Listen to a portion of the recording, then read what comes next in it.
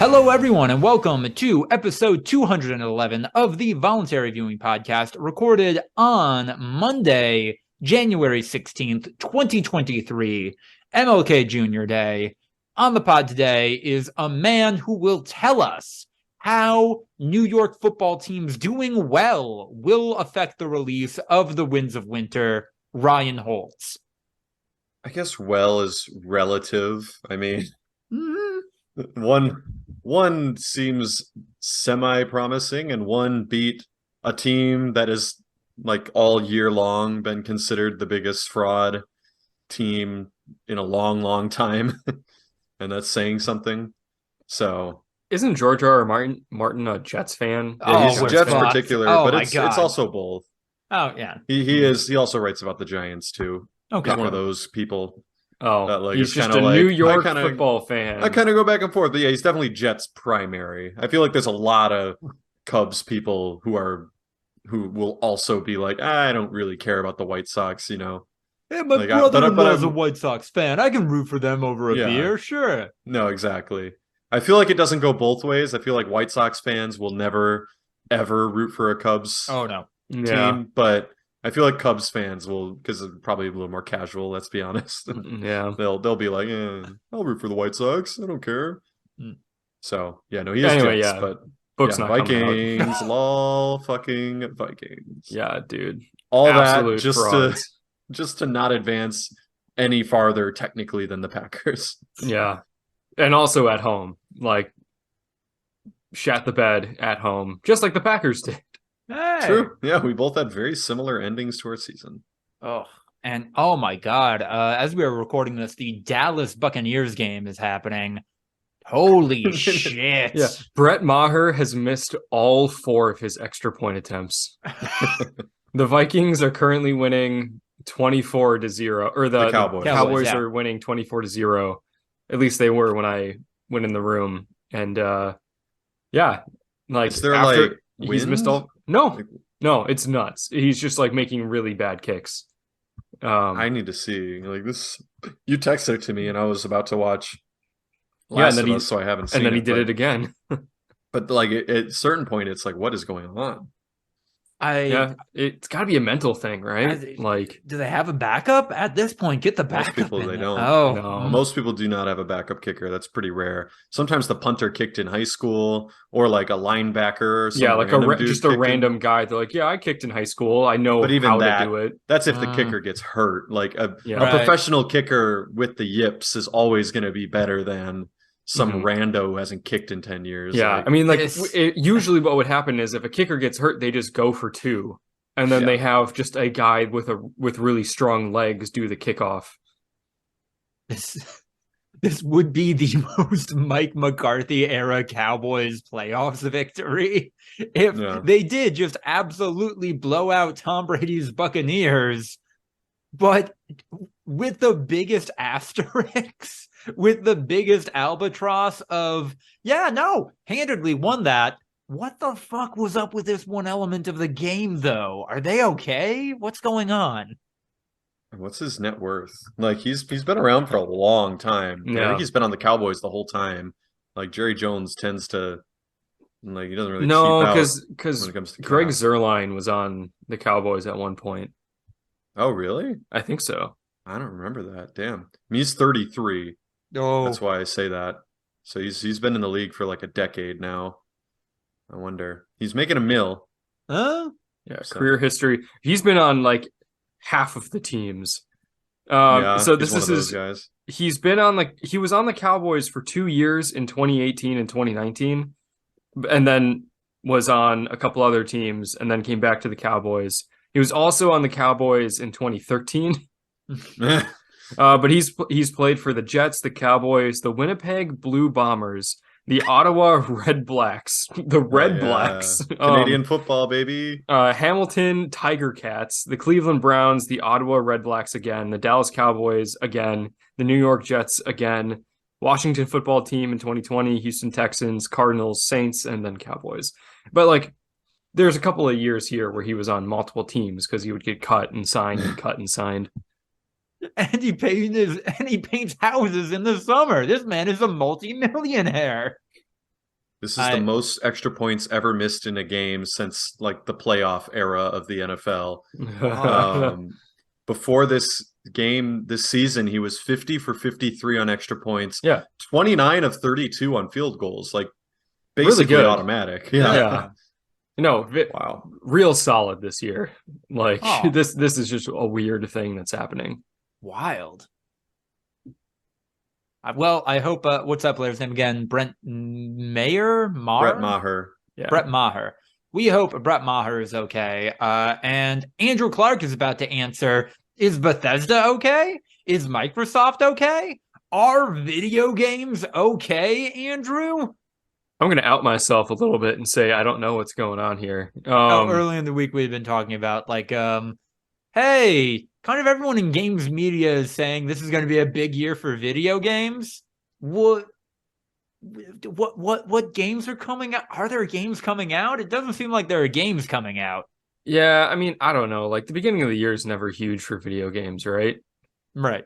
It's kind of more of a mid to late year release schedule. Okay. I don't know. I mean, is Bethesda okay? No. Like Fallout 76 isn't very good. Is Microsoft okay? I don't know. Their Activision acquisition might not happen. Are video games okay? I don't know. Maybe not. We might not need video games anymore because we can just have TV shows. Right. I have to introduce myself. Hi, I'm Lucas DeRuyter. We're not in the Matrix. I'll fight anyone who says that we are. Fuck you, celebrities. Also, I'm in the process of moving in with my girlfriend, Maria. Hi, Maria. This is a fantastic time. Life changing experience for me. About to enter a new era.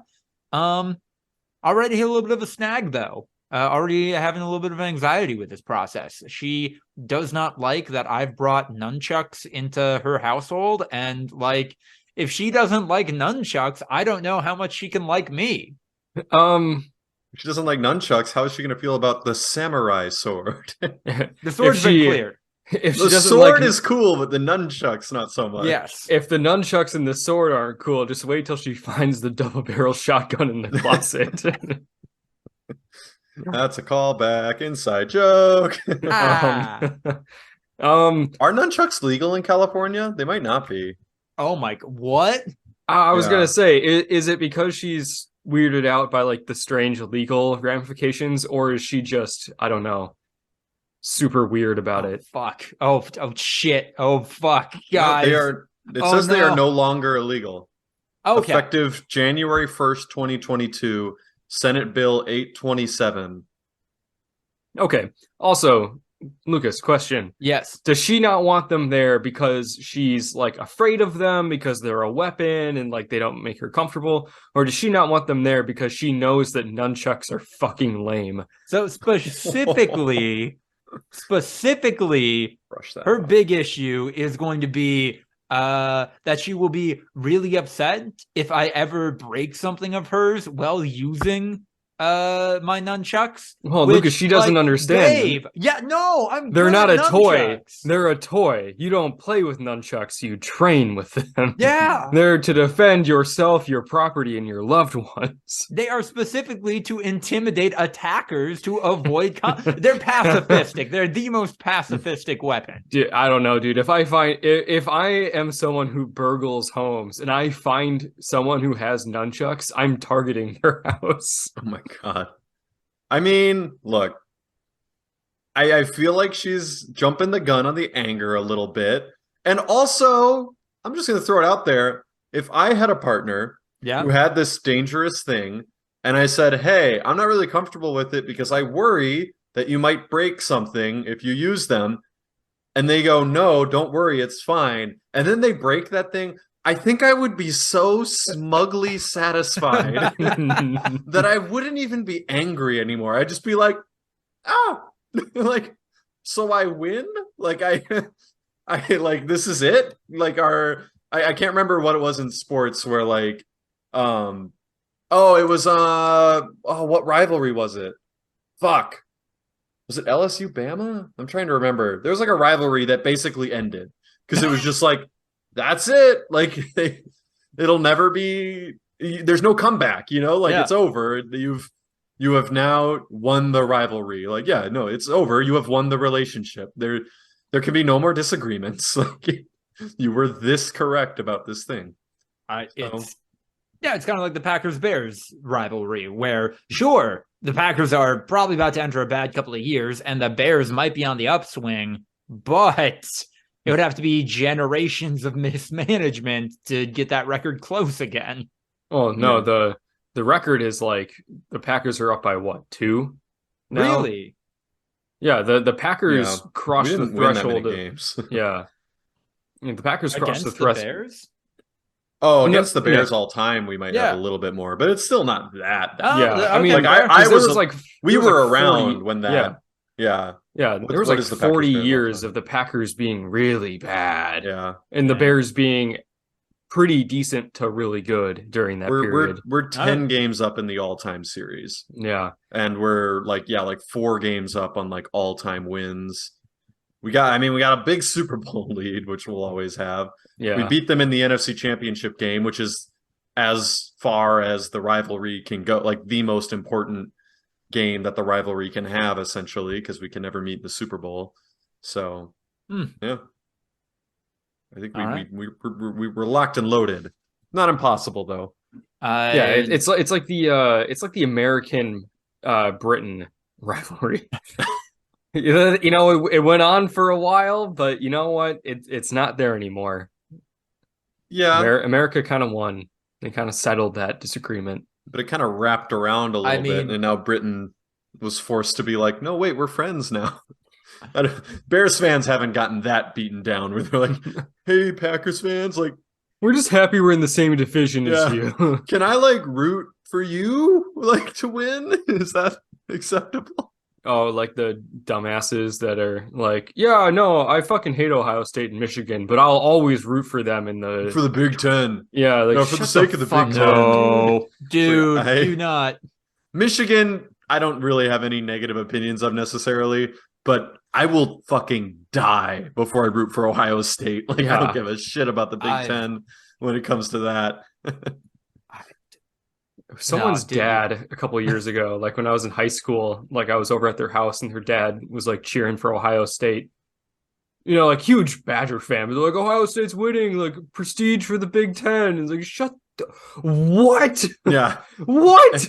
Prestige for the NFC North. I really want the Vikings to win the Super Bowl. Right. As if a recruit is going to look at Wisconsin and be like, oh yeah, Ohio State won the national championship. I'll go to Wisconsin. I should go to this other school that's completely unrelated and gets fucking spanked by them all the time. Like, what?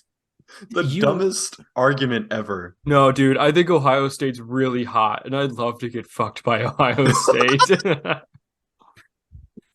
don't know how I can make... I'd love to get fucked. No. Oh, no. SEO. They know what you mean. Ohio. Doesn't matter how many asterisks you add, they know what it means. Anyway, this is a long way of saying, I think we ended up saying by this that liking or disliking nunchucks is like liking or disliking the Big Ten.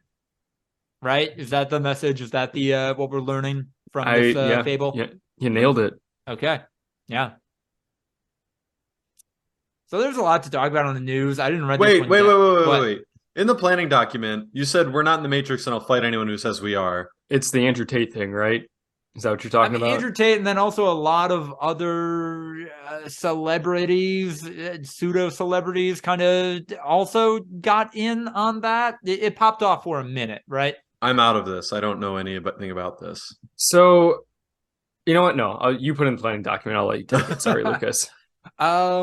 Just exactly that. Andrew Tate, a lot of other people in the manosphere seemingly genuinely believe that we're in the Matrix. Elon Musk also being a big proponent of this idea. maybe through an irony veil, but also in a way that's like, haha, JK, unless.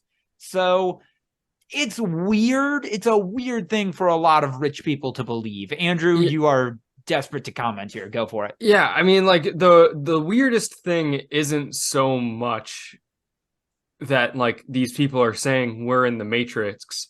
Right, because we are. Yeah. Don't do this shit. No. We are. No. We're in a simulation. Off. No, oh my God. Okay, you know what? No, here, podcast ended, folks. There you have it. We're in a simulation, but that doesn't mean shit. And anyone who uses it to explain their bad behavior and tries to use it as like an excuse is a horrible person. They're not using it as an excuse. And, you know, Lucas said it like seemingly genuinely, like, I'm going to go out on a limb and say that these people don't actually believe we're in the Matrix. Right. But they're not using it as a metaphor. That's the weird thing about it, is they are saying it literally. Not like we're in the Matrix, like the woke mind virus is going after you or some other right-wing nonsense like that. Their whole thing is, we are in the Matrix. This is a simulation. And as part of that simulation, the feminists and probably the Jews are the Matrix overlords that are trying to control us.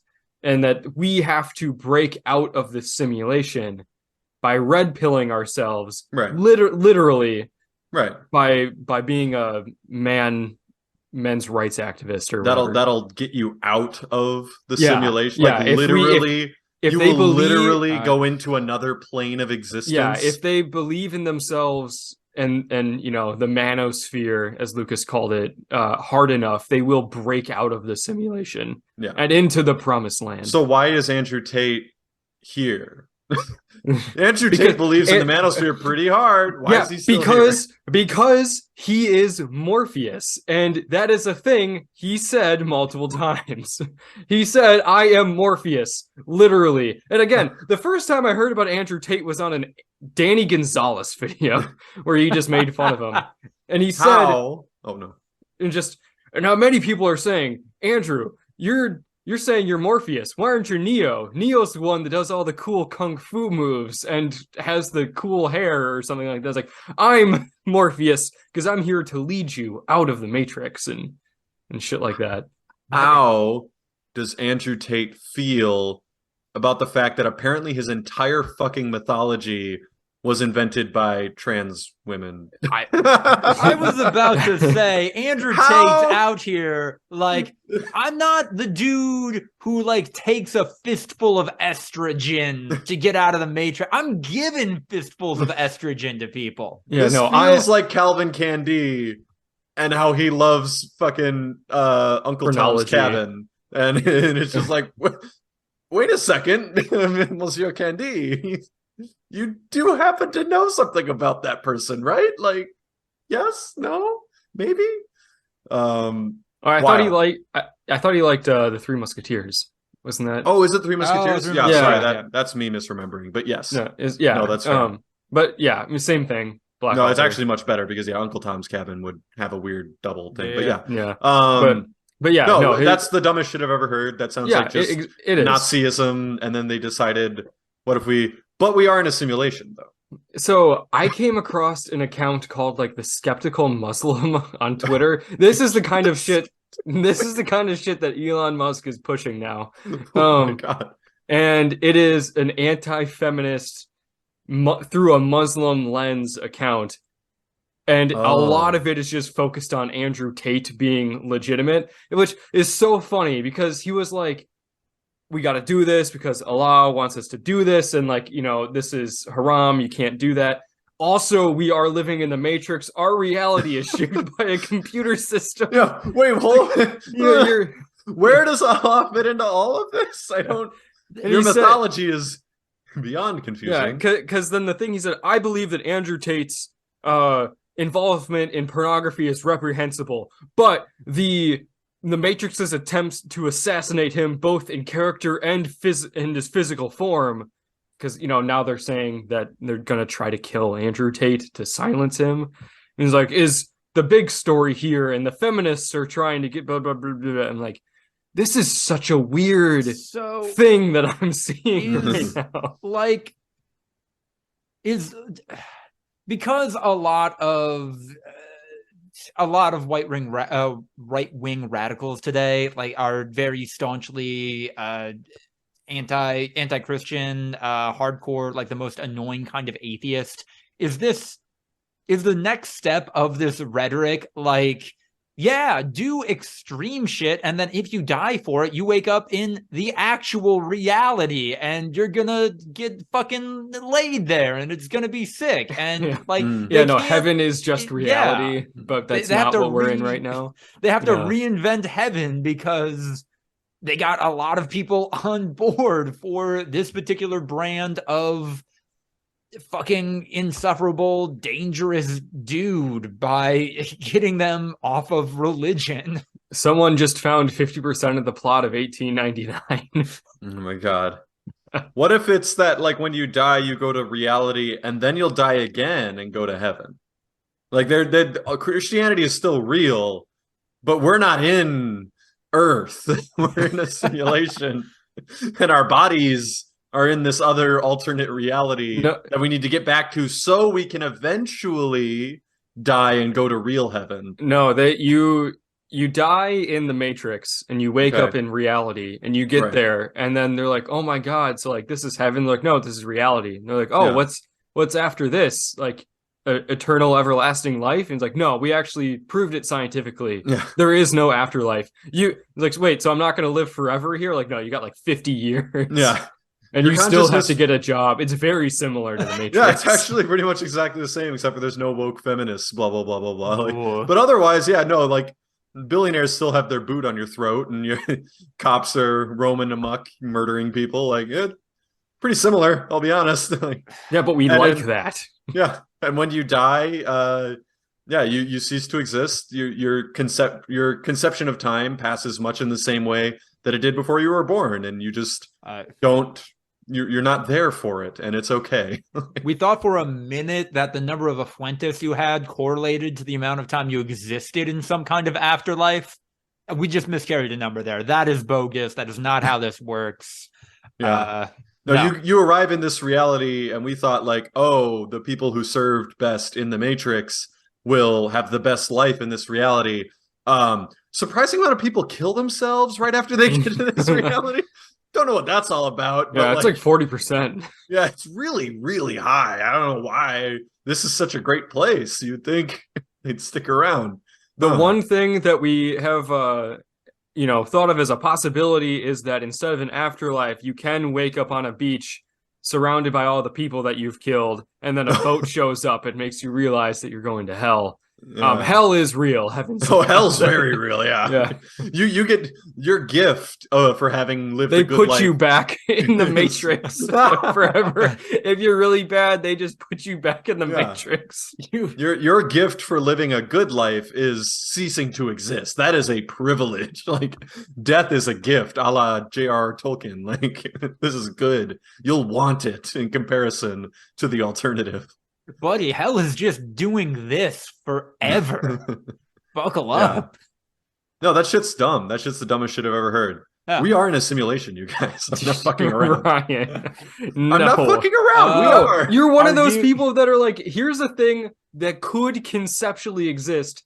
You can't prove that it didn't happen. No, it's just logically, literally, and I want someone to prove me wrong on this. But I've never heard a good counter argument against it. But like, and like, obviously this has been explored in like existential shit, including like cartoons and stuff. So sure, you can be like, oh, this is Rick and Morty. But like, literally think about it. If there exists in this universe, in like some point in space-time, it could be billions of years in the future. If there exists a point where we can simulate a universe within our universe, then that means we are almost guaranteed to be in a simulation, because now we are creating a universe within our universe, and there is basically a 0% chance that we are on the outside. But it's pointless to even explore that as a thing, but we are in it. Like, it just doesn't matter. It makes no change. You shouldn't change how you live. You shouldn't change how you think about the world, except for maybe giving a little perspective and like comfort to the fact that like it should be like a comforting nihilism, not like a, oh, I'm going to go fucking red pill some Nazis and it doesn't matter because we're in a simulation anyway. That's a terrible person thing to say. But no, like we if there is the possibility to create a simulation of a universe within our universe, then that means that basically there's now an infinite mirror universes, and there's essentially zero chance that we're on the outside. No, that's horseshit. Like, wow. Because, okay, so imagine you're looking at a map of time and space. Yes. And at a certain point yes. in time, and in a certain point in space, a simulation is made. Right. Did nothing exist before and outside that, like, point in time and space?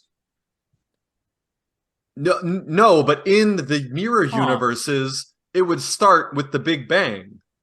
So, like, we are in that. You understand what I'm saying? Like, yeah, no, I get what you're saying. I'm saying your logic is flawed because it's still just a flat point in time and space. First of all, we can bring Michael into this. Space-time is not a flat timeline the way that we you're look at talking it. about like the idea of a simulation. That's a thing that exists in a point in time and space. Yes. There's still the universe is still outside of that simulation. You're talking about something that's in like a GPU on a computer. That's the simulation. I think you're getting really into like the mechanics. I'm talking about don't think about GPUs and computers. I'm talking about you can get into quantum shit with this. Like if there is a simulated artificial universe within a universe, that means that now there are infinite. Because that simulated one is exactly identical to the first one. But if we're talking about quantum physics, then there are already an infinite number of universes,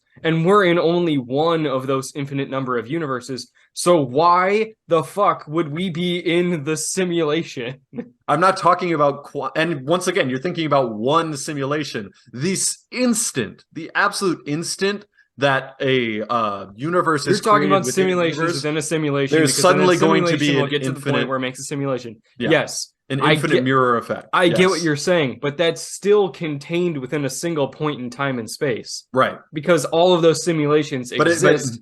And you're making this little tiny box, but now the universe is big. You're not talking about scale. Scale is crazy. Andrew, it's like hard for us to understand. Andrew, it's like the car engine episode of Rick and Morty. No, stop bringing up Rick and Morty. That's the focus point. But it's exactly. You're like, it's this tiny little point within the universe. It's like, no, now there is a new infinite space in that tiny little point, and another infinite space in that tiny point, another infinite space in that tiny point, forever. So the odds that we are literally already an infinite number of universes in that case that exist outside of the simulation. Unless that's also a simulation. Right, that's what I'm saying. Lucas knows. But again, you're just saying, yeah, man, but like, what if we're in a simulation? Like, well, okay, but here's why we might not be. Yeah, but I mean, but we might be, and so we are, because you can't prove that we aren't. I mean, Ryan, the most anti-religion guy on the podcast. It's not a religion.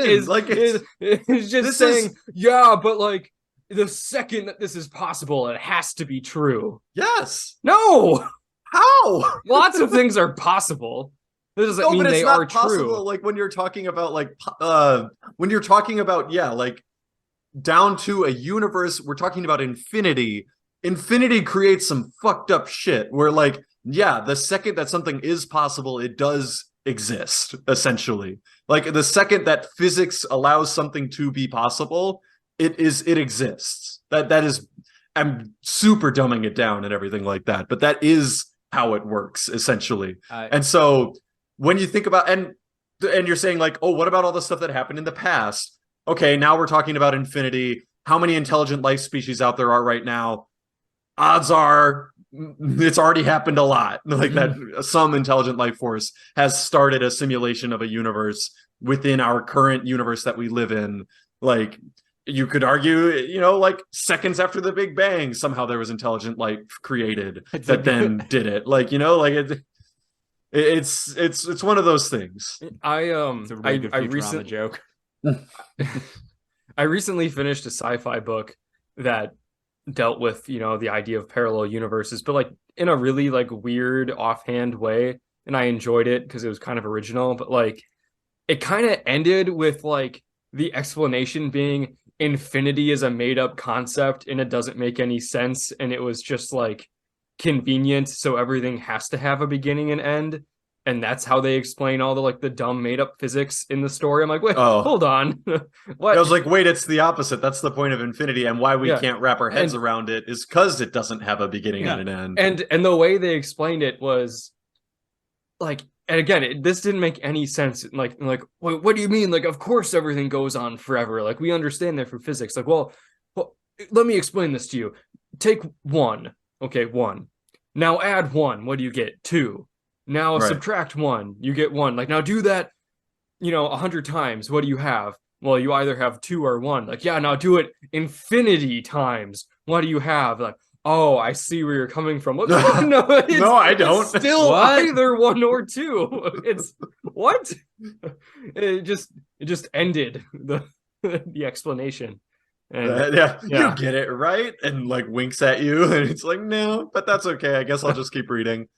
No. Also, you brought up the multiverse, and the multiverse fits because it's all the multiverse is doing is just kicking the can down the road. Mm-hmm. It's like, okay, now someone can create a simulation of the multiverse, of every universe that has ever existed as well. And now you have infinite layers of multiverses.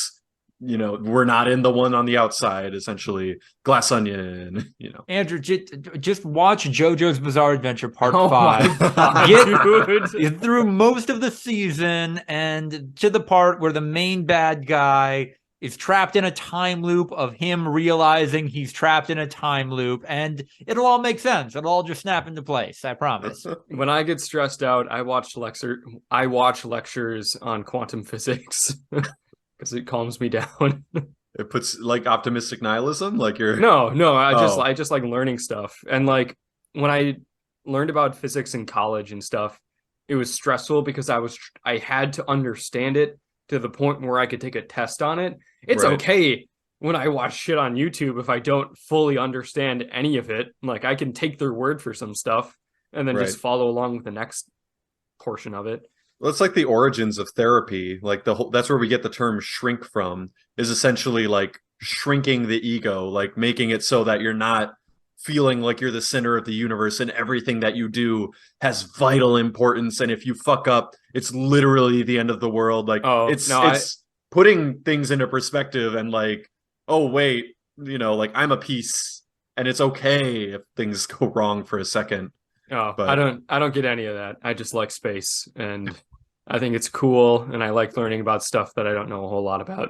So a lot of people like are really perturbed by like the pale blue dot thing and like Carl Sagan zooming out from like, here's us. No, I think we're that's so awesome. Fucking insignificant. And I'm like, no, that makes me feel comforted. Like that makes me feel like, all right, like calm down. It'll be fine, Exactly. We are insignificant. That's why who gives a shit if I have nunchucks or not?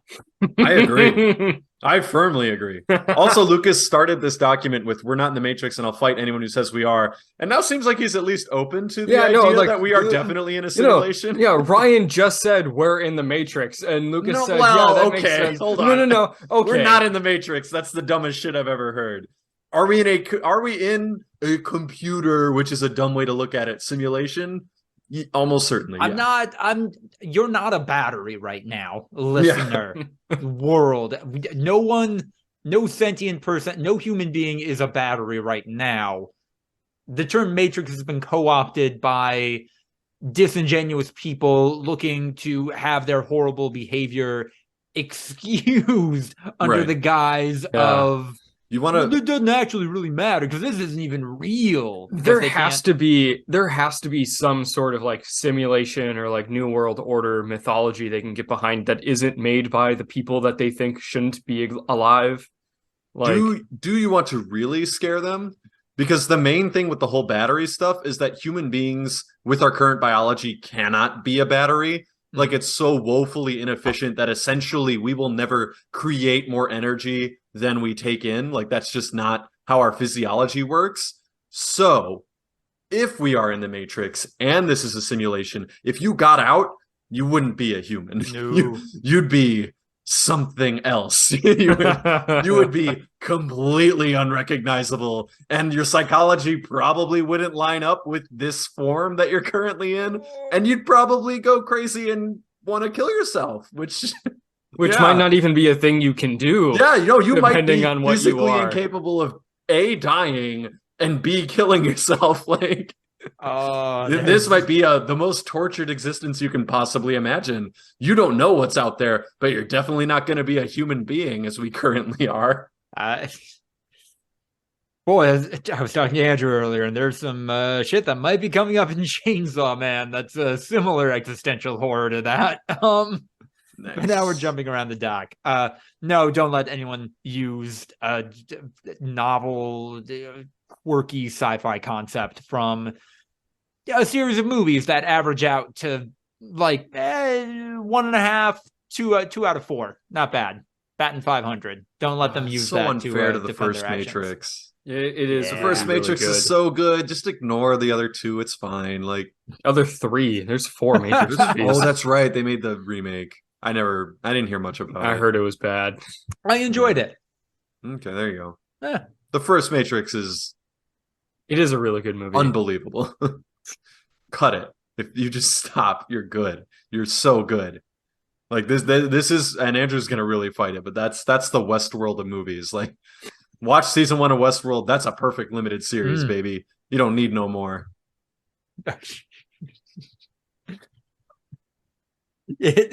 You know what? I would disagree with you, Ryan, but I don't know if I've seen the 2 other Matrix movies, which made it weird that I've seen the 4th one, probably. Yeah. But yeah. I liked it. I don't have any idea what the fuck was going on, but I did like it. But you know come on. That's a Lucasism if I've ever heard one. Here's a very strong opinion I have on a thing that I have no experience with. As somebody who is a fan of wild media, wild storylines, maybe... You should watch them. Probably watch them as a triple feature, and you will think some things. This is coming from a guy who hasn't even seen the Lord of the Rings trilogy. Yeah. Watch the Matrix trilogy first, but maybe before you see Lord of the Rings. But maybe if the high point of goofiness in that movie franchise is Keanu Reeves unironically saying, "I need to know kung fu." I know the first one. Yeah, that's the first one. Maybe that's okay. That being the peak. Maybe that's not fine. The peak. Bro, that's so not the peak. Oh, what's my the peak God. of goofy? I'm saying it's okay if that's like as goofy as that series gets. Oh, I see. Yes. Yeah, in the first that movie. would be great like if that's as goofy as it gets. Okay. Fair. That's everything everywhere all at once. Like, we're kind of winking and nodding at the fact that like we had to set this up to make this possible, and it's fun. I see what you mean now, and I totally agree. Yes, we can cut the more insane goofiness that keeps coming. Speaking of insane goofiness and terrible men, I didn't put this in the planning doc, but everyone's talking about it. We should probably have thoughts.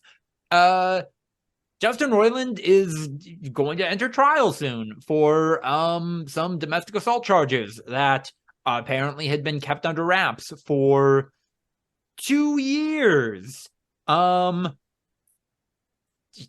awful. He's awful. I really want more details to emerge about this, but man, this is fucked up. Yeah. Has there been any developments since it was basically like announced? Like, has anyone made any statements? I don't believe so. I believe the his accuser is still under Jane Doe. His people haven't said anything. His people, every article I read is noting that they reached out to Justin Roiland's people, his legal team, and did not receive a response. So, yeah, they're being very non-communicative. I see one. It says from his attorney, "It is hard to overstate how inaccurate the recent media coverage of the situation has been. To be clear, not only is Justin innocent, but we also have every expectation that this matter is on course to be dismissed once the DA's office has completed its methodical review of the evidence. We look forward to clearing Justin's name and helping him move forward as swiftly as possible." That's not true. Like they right. would need to go to trial to clear his name because if if the DA just drops the charges arbitrarily, everyone's going to be like, what the fuck just happened? I mean, in the legal system, the DAs can drop charges. Oh, I know. Like if there's insufficient evidence. Right. They can also drop charges because, they don't think they're going to win. And they put it out. And that happens all the time in rape and domestic violence cases. Yeah, even though there is plenty of evidence, but they just think, I don't think we're going to win, and we need to keep our conviction rate high. This is also, this is also the type of lawsuit, the type of crime where pretty much everyone in America knows how bad the American legal system is about addressing these types of crimes.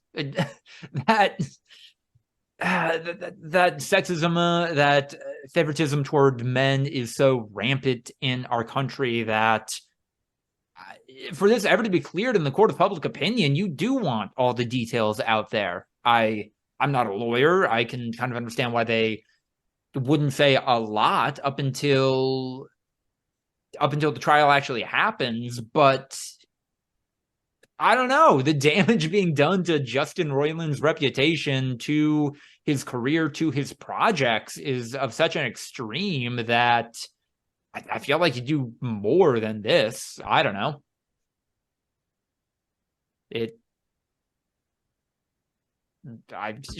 Rick and Morty might not be a thing anymore. I don't know if I can watch Rick and Morty anymore. Andrew might be dying a little bit. Very broken up about this. That drink really came back to get him. Yeah. Oof. No, there are people close to him too that are also coming forward, but like everyone knew that Justin Roiland was like the quirky kind of problematic, like the haha lol jokes. What's his name from Suicide Squad? Deadpool. No. Harley Quinn. No, the director, James Gunn. James Gunn, yeah. I'm James Gunn. Haha. I make off-color jokes because I'm edgy. Yeah. It's.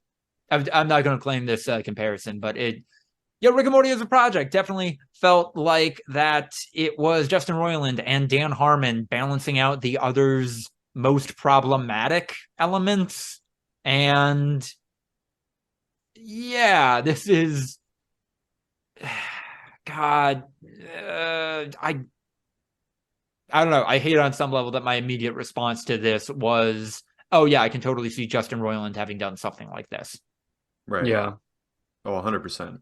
But also, like, Dan Harmon in the recent years seems to have really come back from that stuff. Right. And Justin Roiland is really not. Like, he's very much still kind of kept on keeping on, like, posting, doing the same shit that he was always doing. Like, whereas Dan Harmon's just, like, posts about woodworking and like keeps getting quietly like put on more and more projects because more and more people want to work with him now. Like they seem like they're going in opposite directions. Yeah, it seems like he's kind of settled down, and say what you will about the origins of their relationship, but his new partner is definitely like seems like that's the real thing. Like it's just kind of one of those things. And also Justin's significantly younger than Dan, so like it would make more sense that Dan would be like, holy shit, I'm 40, I need to really put a fucking leash on this thing. Like, I gotta stop tweeting, I gotta get out of here. Literally, he quit Twitter when the quitting was good, before all the shit went down. Although Justin Roiland's 42, holy fuck.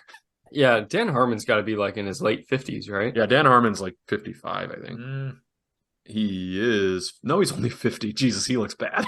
Sorry, Dan. Sorry, Dan. I mean, it's because of the gray hair, but yeah. Oof. 50. Alcoholism, ladies and gentlemen. Yeah, that's a rough 50. God damn. This is definitely going to be something that we and a lot of other people are going to be talking about for however long it takes for all of this to play out, both in the courts and in the public eye.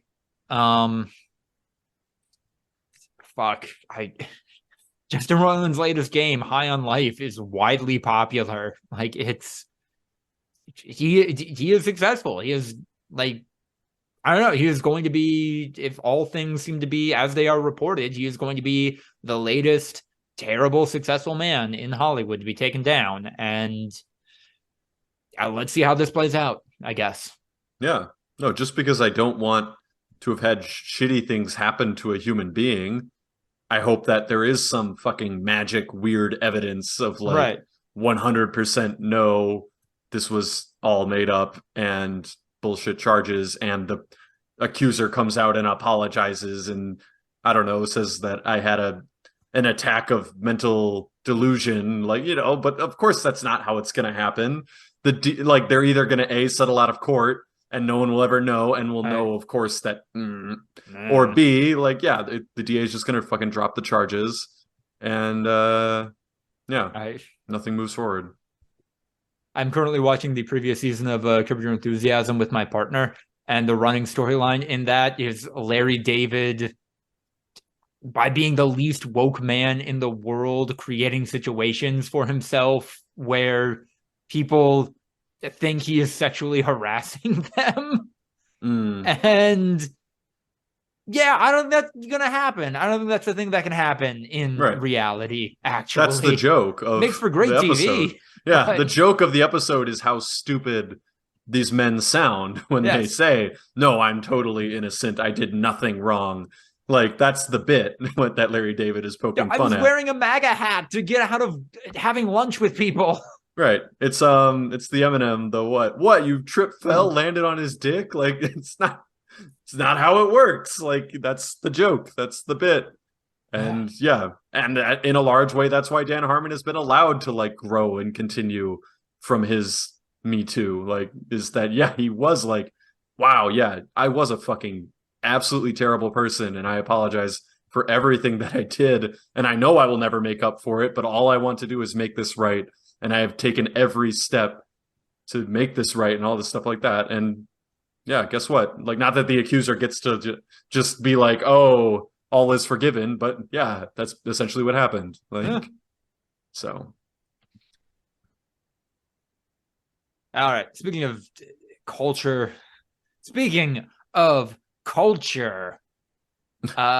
in writing for Dazed Digital, Yuseli, I can't pronounce your last name, I'm terribly sorry, writes about how militaries may or may not be using e-girls to recruit Gen Z.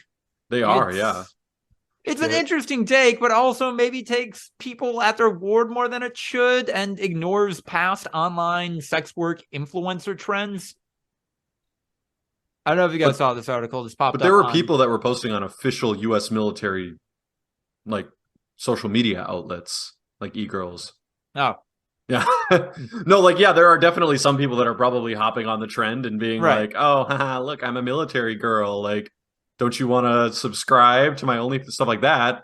But there are also e-girls similar to like Twitch streamers, Gamer Bro Twitch streamers, who are on official U.S. military social media platforms. Yeah, I mean, saying, hey, join the fucking U.S. military. That's remember real. the U.S. Army had a Twitch account for a little bit until they basically got bullied off. Well, but that's a separate. Yes. But that also existed. No, I'm trying to remember what it was. Fuck. There was someone who, was recruited to be on official U.S. military social media channels to say, join the military. But, and like, I kind of understand how that's weird. Like, how, man, why are attractive women using anime aesthetics trying to get people to join the U.S. military? But then also, like, the U.S. military has always used hot women as recruiting tools. I mean, dude, like, we're talking about the most powerful military force in the world.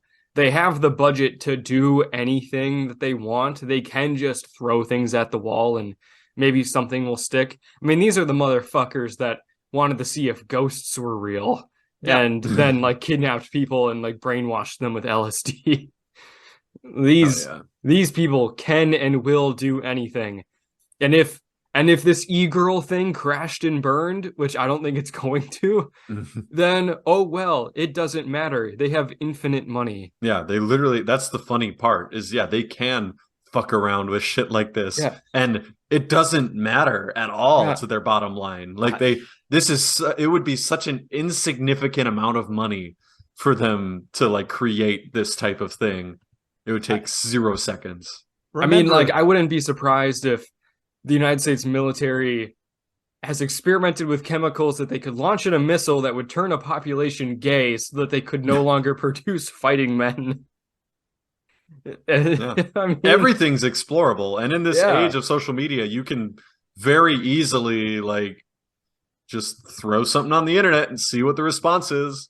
Also, I'm going to say it. There's no chance in hell the United States military has not at one point tried to bring people back from the dead to make a zombie army.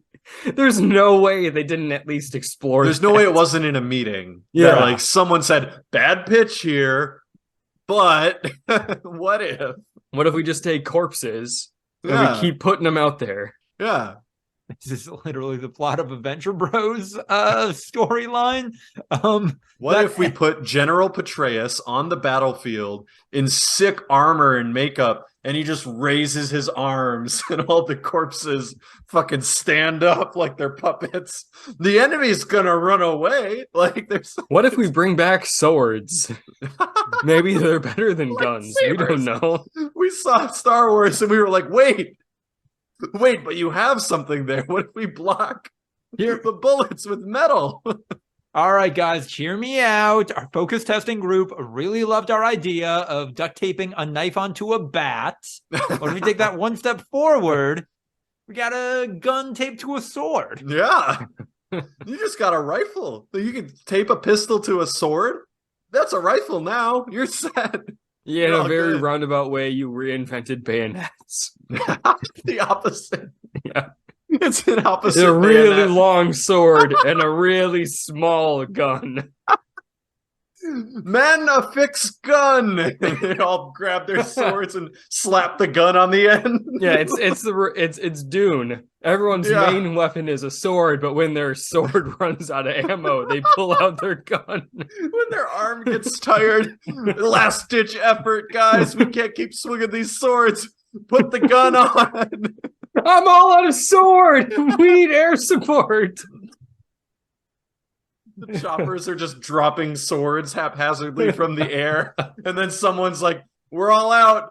Pulls out the minigun and starts shooting. Like, remember, Americans, this is what the U.S. government is doing with their literal infinite money instead of canceling student debt immediately. Right. Yeah. No, like that's the funny part about like how money isn't real is like basically the upper limit of money is the U.S. military's budget. Like that is how much money can feasibly exist is how much money the U.S. military spends, because anything beyond that is essentially like you're just moving things from one to the other. Undefinable amount. Right. Yeah. The U.S. military is the only one that actually spends physical money on goods and services in that amount. Like everything else is just funny money. It's just like a business moving an asset to another part of the business. Like it's irrelevant. The U.S. military actually puts hundreds of billions of dollars into rich people's pockets in exchange for goods. Like that's the upper limit of actual currency, basically. Mm-hmm. It's fucking bonkers to think about, actually. Speaking of bonkers, actually, no, this probably would have been a better transition with the Matrix stuff, but an AI Twitch streamer was banned for hateful conduct with little explanation, but it did deny the Holocaust last week. I read this article and I was like desperately trying to find the Holocaust thing, and it is so funny. Someone said like, what do you think of the Holocaust? And the AI response was just, I don't know if I believe it.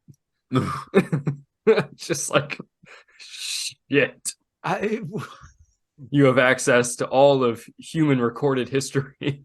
Yeah. Well, is the Microsoft bot, right? Like became a full-blown Nazi. Right. The Twitter chat bot that they tried to roll out, like the internet turned it into a Nazi in like a week. Like, yeah. AI is very good at replicating human speech. And guess what?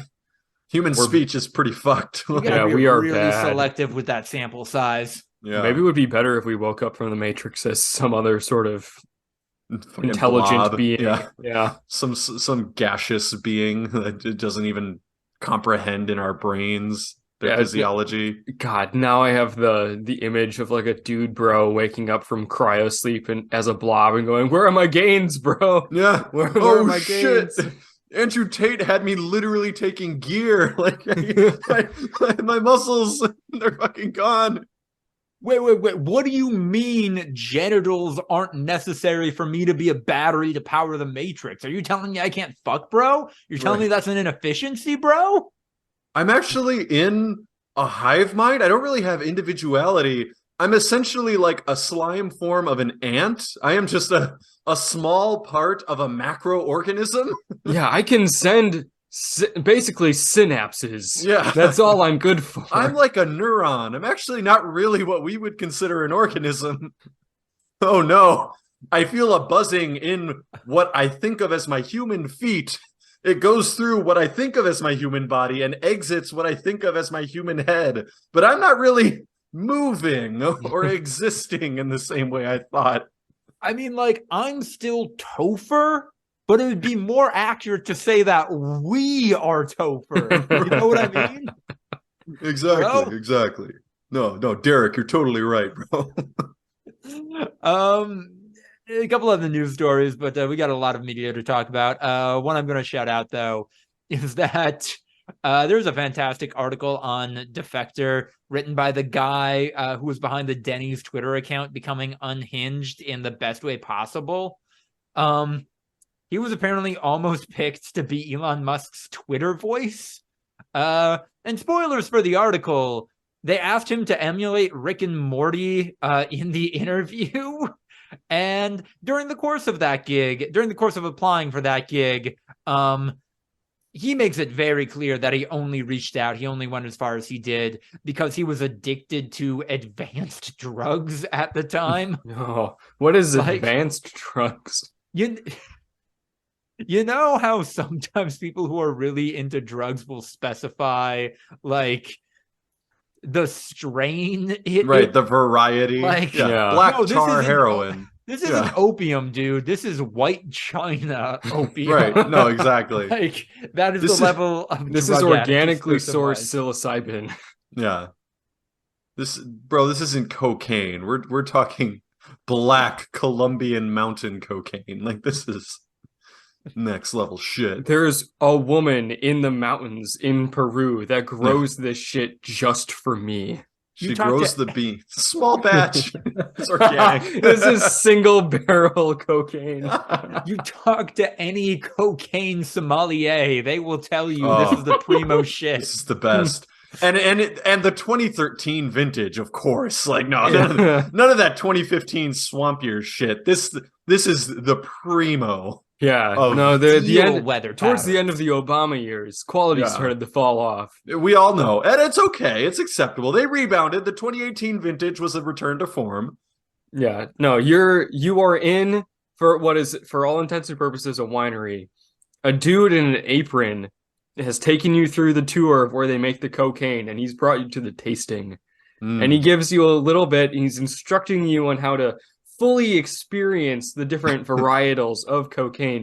He's like, all right, now if you will, take a small amount and put it in your bottom gums between your lip and teeth, not your top gums, your bottom gums, to give it a slight rub, and afterwards, take a pinch, use the little bit of saliva on your fingers to gather the last bit of cocaine and put it in your right nostril. Now, the right nostril has a main line to your heart, whereas your left nostril goes to your lungs. You definitely want to have it go to the heart. Yeah. Now, breathe. Yes. Breathe. Oh, I'll go get the Narcan. Yeah. Narcan for cocaine. And might as well. That is my favorite part about Narcan. What's my favorite part about Narcan is that, like, anytime you see an overdose, fucking do it, because there's no downside, essentially. Like, it's basically like there's no negative health effects. So, like, worst case, you're back at square one. Best case, everything's instantly fixed. So, like, basically, yeah, if you ever see anyone exhibiting symptoms of an overdose, just stab them with Narcan, because there is no downside. Like, it's chill. So okay, what is the physiology of Narcan? Like, what does it do? Is it? I mean, I assume it's not the same as just getting like a shot of adrenaline. No, it's because if someone has a different medical emergency, it's not going to help them. I assume, yeah, but it won't make things worse. Essentially, I think it's like a neurotransmitter inhibitor.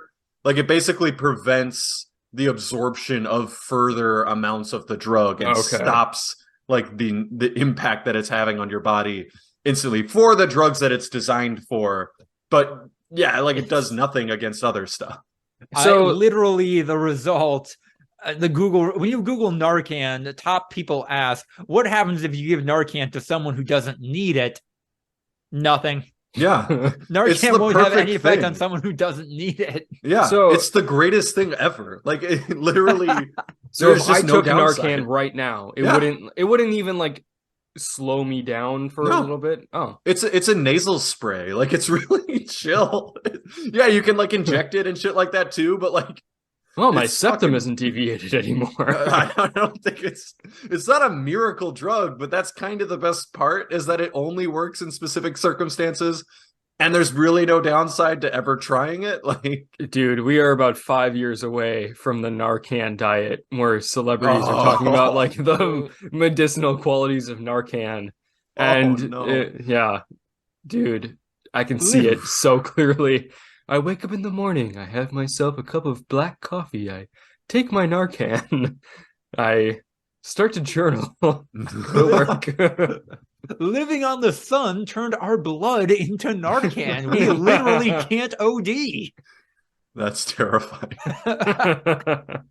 I've said it before, I think to Andrew, it's like that bit hit me pretty hard because, yeah, I do think that a lot of reasons that I avoid a lot of that stuff is the negative consequences in a great way. Like I've never even come close to trying any of those illicit substances because I'm so terrified of the negative consequences.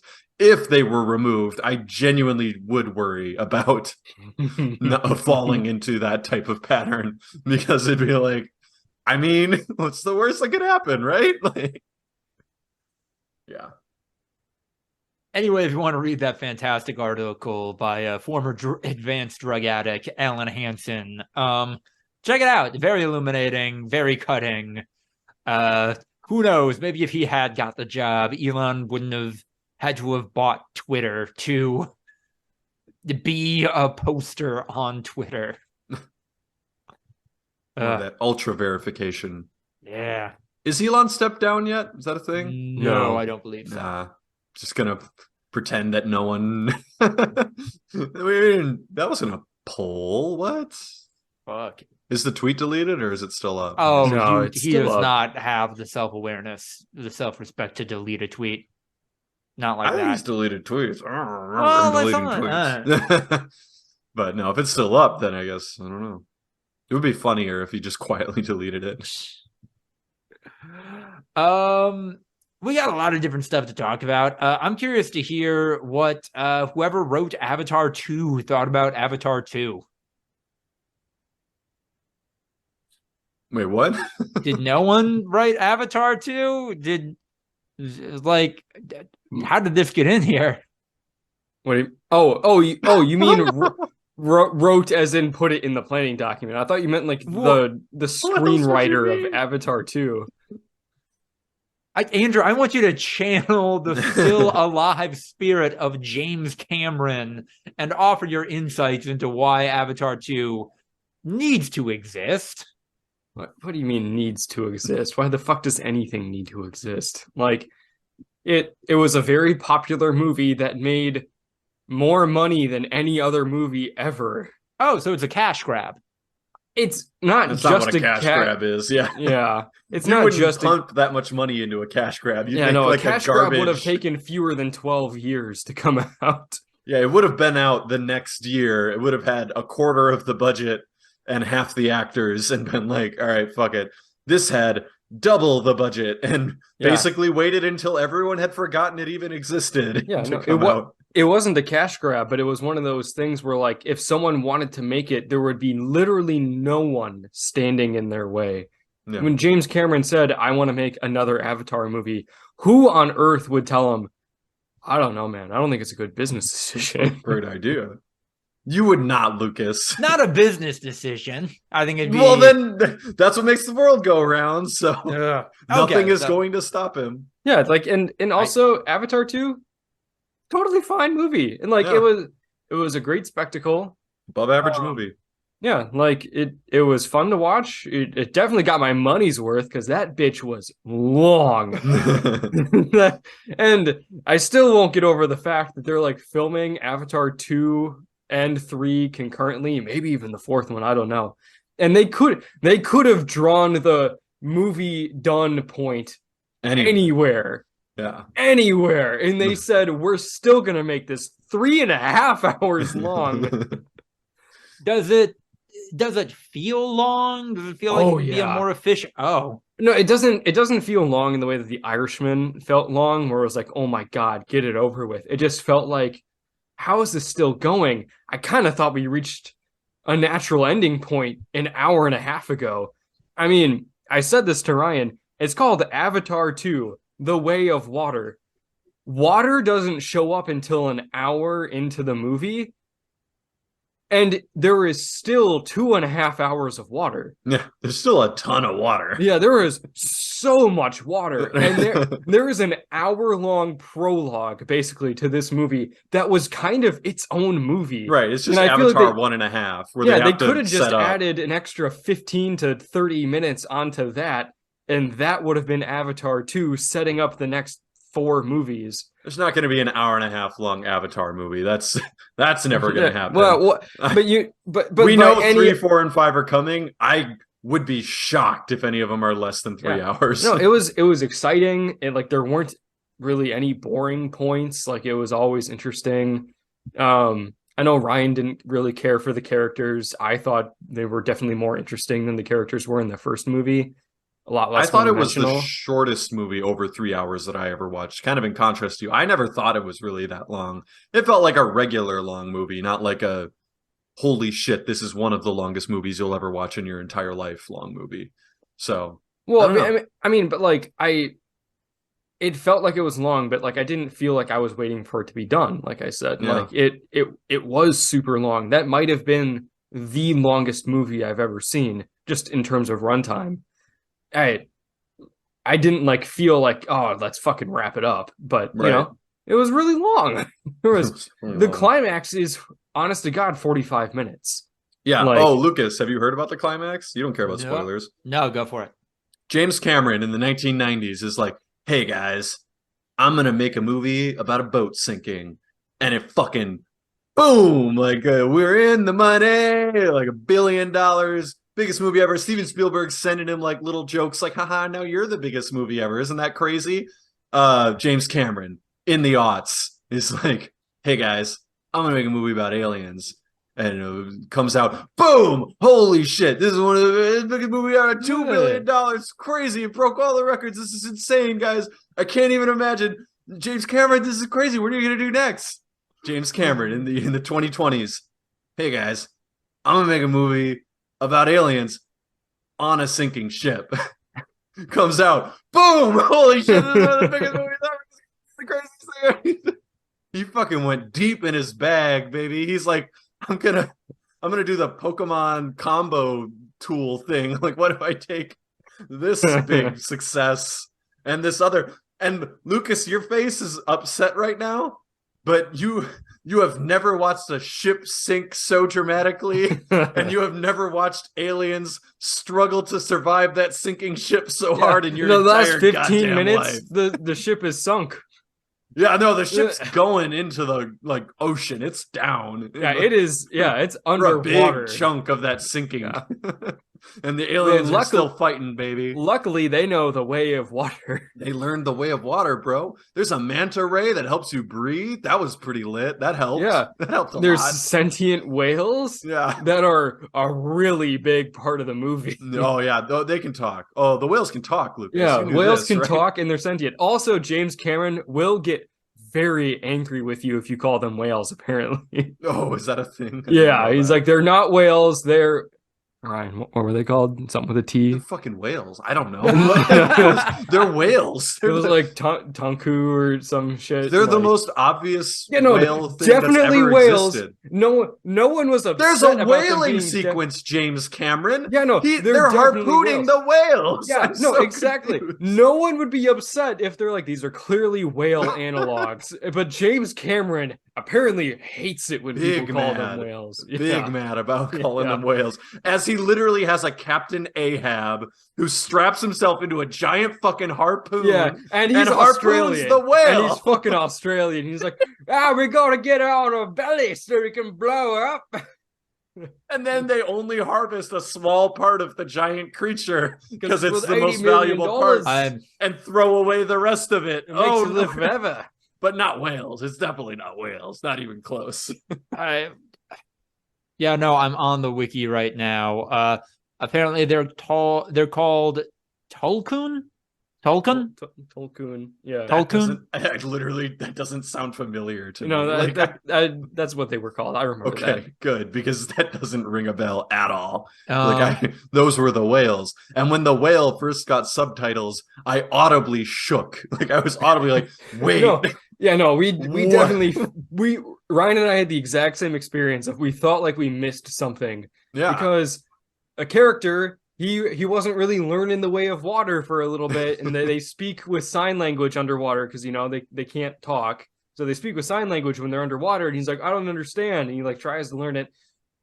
Flash forward, a whale saves his life, and then he goes to the whale and he does some sign language shit, and then the whale speaks back to him in whale. It's worse, Andrew.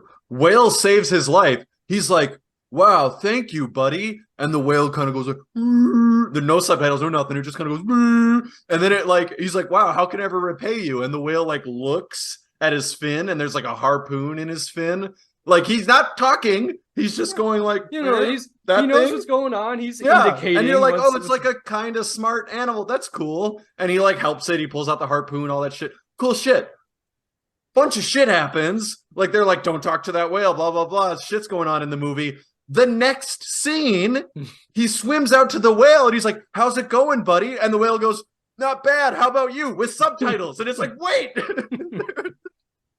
they can talk? Wait, they weren't talking. They were gesturing. I'm so confused. Yeah. And then it was just an accepted thing. Yeah. And then all the whales moving are there forward. And all the whales talk. And everyone has their whale friend that they connect with and talk to. There's like a pregnant Navi and a pregnant whale, and they're like besties. They go back years, and I'm like, I must have missed the scene where they say the whales can talk, right? Because but I'm talking about that. Ryan and I both chose the same montage moment to go to the bathroom. So and Angel and Jade are both not entirely convinced that they paid close enough attention to know definitively whether or not they did set up the whales being able to talk. So we're just not sure if there was a moment where they briefly said, oh yeah, our friends, the whales, we talked to them. They're cool. Like, yeah. And the whales are badasses. Yeah, whales are like indestructible tanks, but they don't want to fight because they used to fight a lot and they don't like that. And killing is bad no matter what. And so the Na'vi are like, we have to live by whale law. And whales think that killing is bad always no matter what. And then one of the whales gets killed and then they raise their war party like, we're going to go fucking slaughter those dudes. We're gonna kill every single one of them, even the kids. Yeah, because one whale died. Yeah, like they killed a whale. Their lives are so much more valuable than ours or theirs. Yeah. Bro, oh shit, you fucked with whales, bro. Right. I don't even want to be near you right now, bro. Well, and my defense was like, Andrew, the Na'vi have different laws than the whales. And you were like, you're right. And then you thought like 5 minutes later, you were like, wait, there was the whole subplot where they were like, if you talk to that fucking whale, we're going to kick you out because that's how much we respect whale law. Because that whale broke whale law. Yeah. You can't be friends with him. We don't talk to that whale because we respect whale law. And then they ride with their spears and we're gonna go fucking kill all of them. We're gonna kill everyone. We don't respect whale law at all. And they do. They do kill everyone. Kill a lot of people. Like a lot of people. Holy shit, so many humans die in that last climax. How many people were on that ship and how many got away? Like 200 or 300. Like bro, I think more like 1,000. And like, I don't know how any escaped, because there's that moment where all of a sudden all the other side characters fall away and it's just like 6 people. And like, I feel like all the side characters were brutally executing the humans that tried to swim away like from the shipwreck, just like picking them off like Japanese submariners in the Pacific theater of World War II. It's like, nah, fam, we're gunning you down if you're in the water. Also to the audience listening, if you're wondering why humans would fuck with whales under any circumstances, especially hyper intelligent ones, they have juice. They have brain juice that makes people immortal. Stops aging. Yeah, it's the new unobtainium. Yeah, no, I remember seeing that and like I cackled because I just thought of like this costs 40 million a kilo. Yeah, I was and like, then that's they never cheap explain as it. shit. I was like, how much supply do they have? That literal anti-aging serum is like and it wasn't this. It was like a fucking it was like a gallon. Lucas, you worked at a bank, you know the fucking things that you put in the suction system and it pulls it up to the teller. It was that full of fucking anti-aging juice. He's like 40 mil. It was like, whoa, that seems cheap. Like how much do you need? Thing? Like maybe it's the whole thing. Maybe even you need that, bro. Like you're telling me billionaires aren't willing to literally give their entire net worth to be immortal? Like, also, what's the point? In a movie with blue cat people, the most unrealistic part was that they killed the whales and just took it. And we all know they would have just captured them and milked them, and milked their brains. And slowly gotten them to like recuperate so they could milk more brain juice. I think you have to kill them to get the brain juice. I'm pretty sure that's like, it's like core in their brain. It's in there. It's deep in there. I don't know how they discovered it in the first part. Like, we don't know shit about things in the ocean on our planet. Like, there was just a psycho. They killed the whale, but they killed it for its meat. And he's like rubbing himself with all the whale cuts. And then the next day, like, hey, John, you might be a fucking lunatic, but you look really good today. Has anyone ever told you? Like, you've just been looking great lately? Like, 10 years younger. Also, not fountain of youth. This is like stops the aging process. In. Yeah. So, like, you still, if you look shitty, you're going to just keep looking the same amount of shitty forever. Yeah. Like, you're 60 years old. You hear about this new thing on a planet, 10 years away in flight. And then... You're like, oh, maybe in 15 to 20 years, I could get some of that and I'll be 80 years old. Maybe I should just die. Question. Quick question. In the original Avatar, the technology that allows literally your mind to be transplanted into a younger body, a different younger body, is that decommissioned in this movie? Oh no, it's very much a thing. Core plot element. One might say. Why? I saw the trailer and I was like, "Oh, Colonel Quatrich is back. That's weird." Nah, they made him an avatar now. He's a blue person, and there's other blue Marines that are like, like some other people that I kind of vaguely remember from the first movie. Were they actually from? I didn't know they were. The very first. I don't know if the other ones were like maybe there in the background, but like the very first guy that has like the weird shitty ponytail, but like is bald on top, like with the tattoos. He was like, from the first Colonel, like it's me. He was the bald guy that wore the mech suit that got like slaughtered by all the animals in the first one. I was about to. Okay, so under this setup, is there a blue person piloting a mech in this movie? No, because they don't need to, because they're so fucking badass. They're the same size as the mechs. That's the whole point. That badass, baby. They don't need no mech. We're going in with like a fucking camo t-shirt and dog tags and a fucking M249 saw in one hand. Hell yeah. What if the Na'vi had a gun That's us. The funny thing is that when they wake up from their, cloning process, they have the tattoos that say like devil. They say like devil dog. God damn it! They put them on. Come on. Yeah, you know that they were like, oh, Colonel Quattros is gonna wake up. Yeah, dude, fucking Salamander's gonna love this shit. Just like one single dick drawing, like somewhere on the body. He wakes up and he's got like a mustache tattooed on him. Or even worse, it's the mustache finger tattoo that like girls had in the aughts. Oh. It's just like, what the fuck is this shit? Dude. No, that movie is endlessly able to make fun of, but like in all reality, worthwhile cinematic experience. Yeah, no, Lucas, you're gonna get your money's worth. You're gonna have a decent time. It's great to talk about after the fact. Like James Cameron is a madman, and like when he says like, "Don't call them whales," I believe that guy, that he really believes that type of shit, and that's why the movies are this conundrum of like pretty good and unbelievable to look at. But also, like so got weird. A lot of dumb shit in it. Like, Lucas, it's great. Never mind. I was gonna say some shit about Kojima, and like I don't know if those guys are comparable. It was gonna get personal.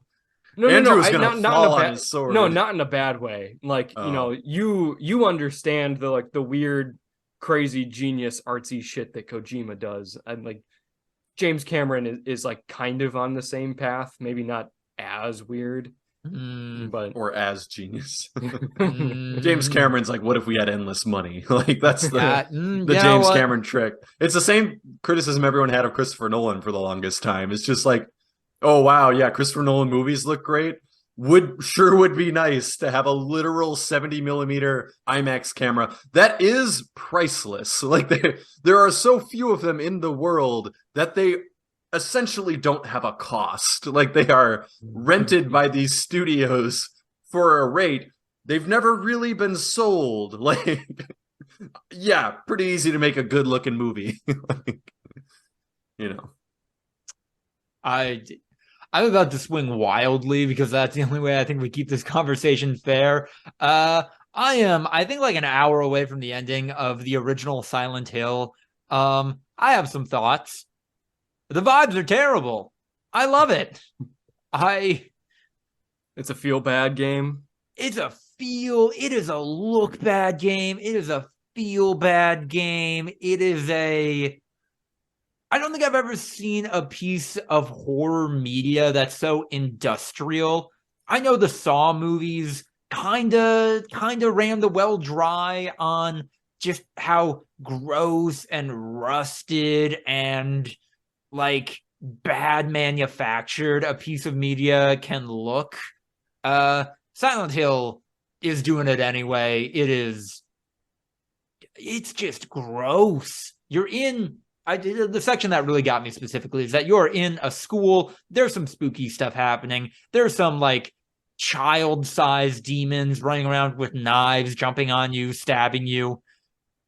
And then you go to the other world and imagine a school, but it's like 40% barbed wire. Like that is the demons with world. The knives is not the scary world. No. They're coming over here for some reason. It seems like they have it pretty great in the scary world, but no, they're coming into our world and causing problems. I've said it before and I'll say it again. The main character in this, Harry Mason, is just a fucking idiot. And the entire plot line is about how he has physically lost his daughter. But it is clear from the get-go that you lost your daughter the second your wife died and you stopped being emotionally available for her. And like, no judgment on that, but like, maybe this is a little on you, bro. The thing in this game is to save ammunition is that once you knock over enemies, you can just walk up to them, press X, and then Harry kicks them to finish them off. It's not like a stomping kick. It's like he's like kicking, a soccer ball kick? Yes, with like his toe. Nice. And it is so fucking stupid. The puzzles are really esoteric. Yeah, I'm unabashedly using a guide to get through this game because I don't know. There was one puzzle early on where it's like you're flipping like turnstiles in a public transit station, overlapping turnstiles so that you can walk through a corridor unobstructed, and it's not intuitive in any way. These make the RE puzzles famous for being dumb and incomprehensible look immaculate by comparison. And then I'll just mention, like, they're a really strange choice this game makes, and I have to go back and play more games from the 90s, voice acted games from the 90s, because maybe this is just normal. They don't voice act any of the internal dialogue. Like, characters are only subtitles. Yeah. Huh. And like there's no filter on like no airiness to a voiceover to indicate that they're speaking internally. It's just they're not going to talk now. We couldn't get the guy in the booth long enough potentially, or we didn't think that this would be an issue. It's wild. This is a strange game. I'm really glad I'm playing it. I kind of want to check out a Drakengard game through emulation a little bit, but my copy of the new Fire Emblem gets here on either the 20th or the 23rd, so I don't know. I don't know if I'll have time, but very much enjoying Silent Hill. I'll get around to playing more of the series before too long, I hope.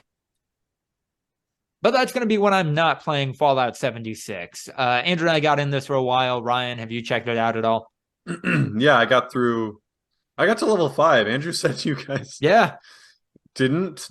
Well, no, we did. It just took us a while because it took us a while to figure out like mechanics in the menu and shit like that. Got it. Yeah, it took me like 10 minutes. Oh, how? I don't know. I'm also an old woman. Was there character creation anywhere? Yes. Yeah. At the very start. Yeah. You load in, the first thing you see is character creation. There's like a cutscene, and then it's like you wake up and then you do character creation. Oh. Didn't have it. So I guess just that. That'll be fun. All right. The default like skin that you start out with is an old woman. Yeah. I remember that. Be me. Yeah. So yeah, I don't know. I quickly just ran through the vault. Like, didn't really care that much because I was like, whatever, I'm just here to play with my friends. Grabbed supplies, did whatever, got out, like sprinted straight to my objective, talked to the woman on the road. She gave me like a quest to find the overseer. I went to the bar. Yeah. She gave me a quest to like go to this village. I like ran to the village. They were like, oh, there's like a traveler here who's been trying to purify the water. I like purified water. I like did 2 more quests and I was level 5. It literally 10 minutes tops. And I was just like, oh, all right, well, now I'm ready to play online. Both of us did a quest where we got to the bar and she was like, go to the radio tower and play this tape. And we had to walk a ways to the radio tower. Yeah, that's a side quest. No, I wasn't doing that shit. I was like, I got to get that overseer, baby. Now we had to blast some freaks to get to level 5. You didn't kill a single enemy the whole time. Wow. Yeah. What? Just ran. I don't know. Boy, Ryan, you're missing out, because if you liked how guns shot in Fallout 4, you're going to like Fallout 76. Look, VATS is cool. They still have the same exact VATS from Fallout 4, right? No, they don't do that. No. I mean, there is VATS, but it's just it's right, live. But it's real time, right? Yeah. I wasn't able to try. I tried it on a couple of enemies, and then when it didn't work, I just ran. I was like, this shit's too janky. I'm not even gonna try. So no, I guess I speed ran the PvP mode or like getting to PvP mode in Fallout 76. That was fun. I'm going to do a criticism sandwich here. 2 negative things and a nice thing in the That's middle. That's how they do it, right? Yeah. Negative thing, number 1, the bread. Boy, this game seems kind of uninspired. This game. She looks like Fallout 4. I don't think it looks worse than Fallout 4. No, it absolutely does. It looks like a hybrid of Fallout 3 and Fallout 4. They definitely had to lower some of the settings in order to get the processing power to handle multiple players. Right. Out of the gate, I don't know how many characters were like, well, we're in Appalachia now. And I'm like, what? 0 for you. There were no characters in the game originally.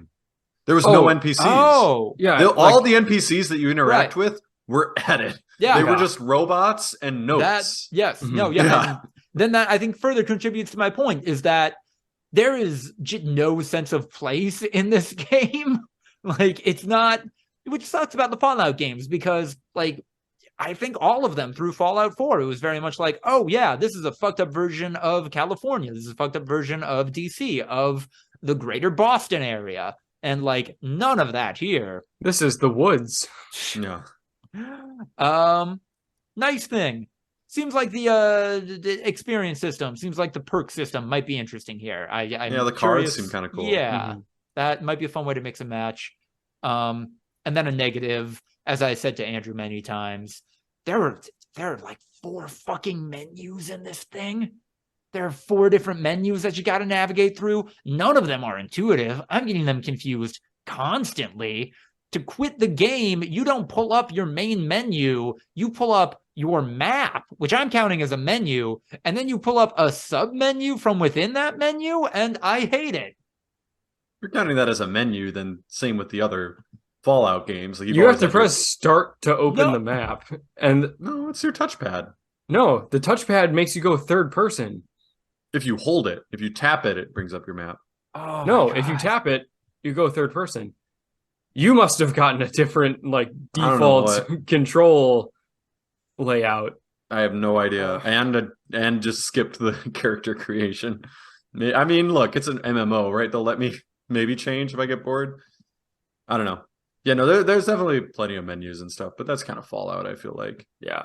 You definitely need to give it a chance of, like, actually the 3 of us going in there together, because that's the only reason this game exists. Right. And I hope it's worthwhile. I hope killing Deathclaw, I hope killing the Mothman with my bros is fun enough that it makes me overlook the more negative elements of this game. But right now I'm feeling a little skeptical. Yeah, I agree. Y'all want show and tell quick? Yes. Okay, do one of the other group chats. I guess it's just Denji meeting a penguin. I'll be back. Yeah, okay. It's good, Chainsaw Man. Good couple of chapters of Chainsaw Man. Yeah, I thought they were pretty solid too. I read all of them in like 20 minutes earlier this afternoon.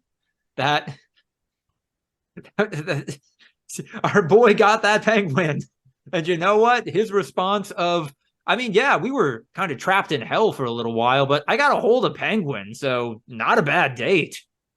Yeah, I mean, I've been pretty critical of some of the shit that Chainsaw Man pulls, but the idea of, oh man, we're trapped in this endless, hallway in the aquarium, and I'm here because I have to like try to like find someone that I care about to turn them into a weapon, because like my feelings towards them is what gives the weapon strength, but I don't want to kill anyone, shit like that. And then saying like, what if I just turn the aquarium into a weapon? Because then the endless hallway is gone, because I really like this aquarium. I'm going to feel really bad when it's gone. I actually really liked it. She paid $10,000 for it. It's totally legit. Yeah.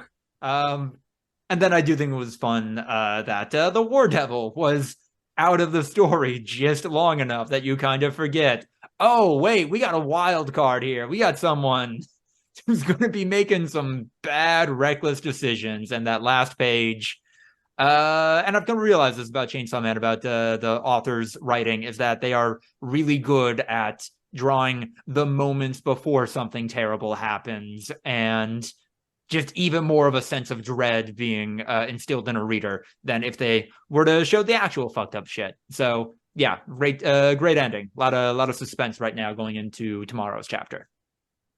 Nice. Show us and tell us, Ryan. So I went to Disneyland as Angel's birthday gift. I told Andrew, but we rode 25 rides. Okay. In one day. Yeah. We got there a little before 7 a.m. and we left a little before midnight. And we rode 25 rides. If you look up on like the internet, like riding a lot of rides at Disneyland, it'll be people saying like, I rode 18 rides at Disneyland. Here's how you can too. And I was just like, we fucking kicked your ass. Yeah, no, that's and those are like influencers talking about how awesome they did at Disneyland. We fucking knocked it out of the park. And we got like snacks. So we got like some Mickey Mouse beignets and some churros and ate 2 meals, and like we did all the other Disney stuff. Yeah. Watched this unbelievable light show called World of Color, which is like fireworks for California Adventure, where I didn't know this technology even existed, and I almost would say it's a spoiler, but so you guys remember we went to the Bellagio, right? Yeah. Yeah. So we're at the Bellagio, cool fucking like fountains, and then like they're lit up and they're synced to music. It's pretty fucking neat, right? Mm-hmm. Multiply it by 10. There's 1,200 fountains. Oh my god.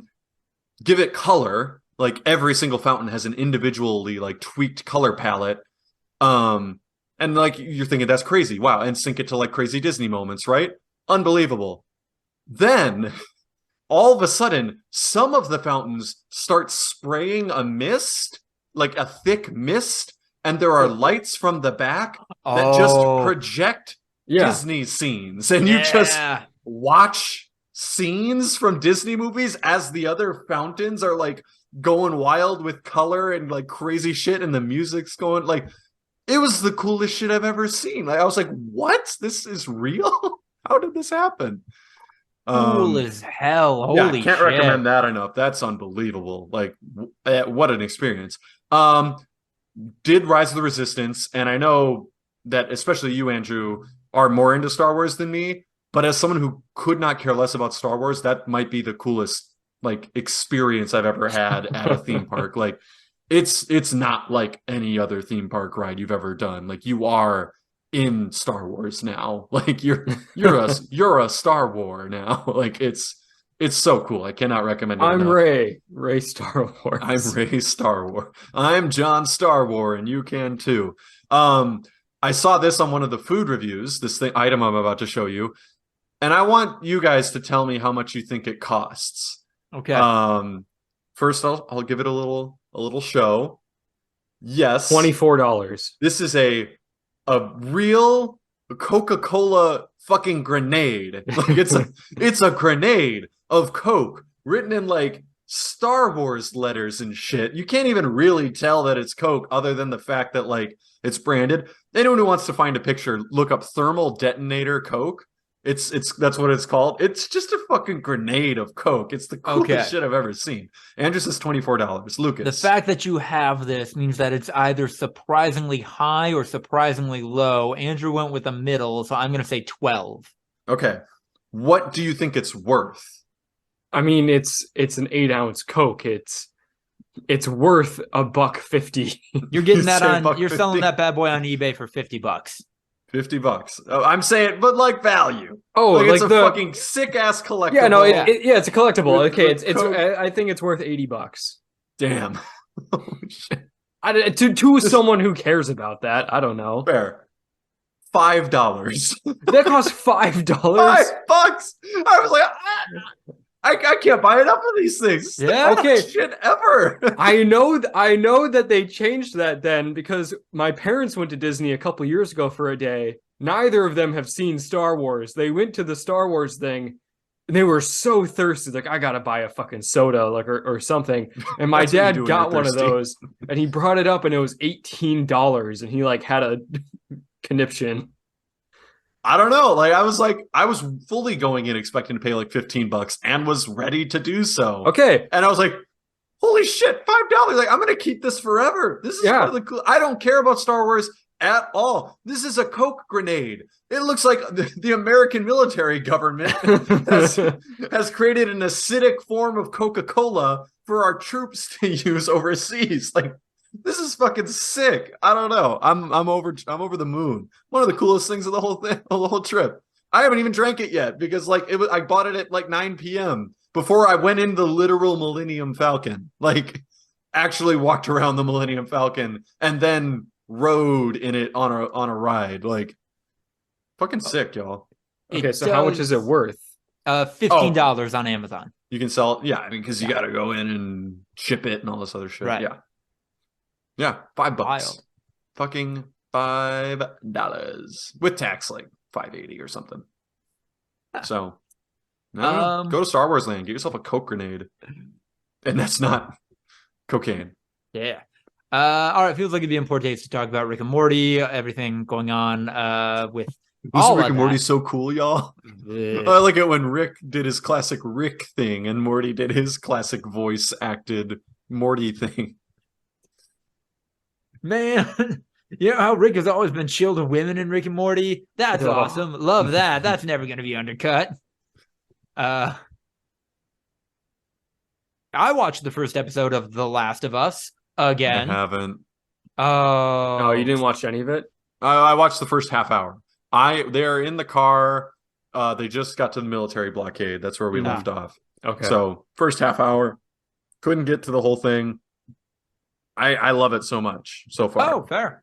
I think it's the perfect blend of the game and TV. Like because Andrew knows, like as a giant Last of Us fan, like yeah, when you are playing as Sarah in the beginning, and I don't want to talk too much because Angel's over there, like yeah, that's what happens essentially, but like they TV-ified it. You learned more about the backstory of like the first zombie that you encounter in the show, and like in the game, it's more just like I think she even says like Mr. Adler or something like that. Like it's kind of like a reference that she knows that person, but it's more like quick hitting. Like we got to get to the real game. It's so faithful to the game without like just being word for word. Right. Except, I'm sorry. Go ahead.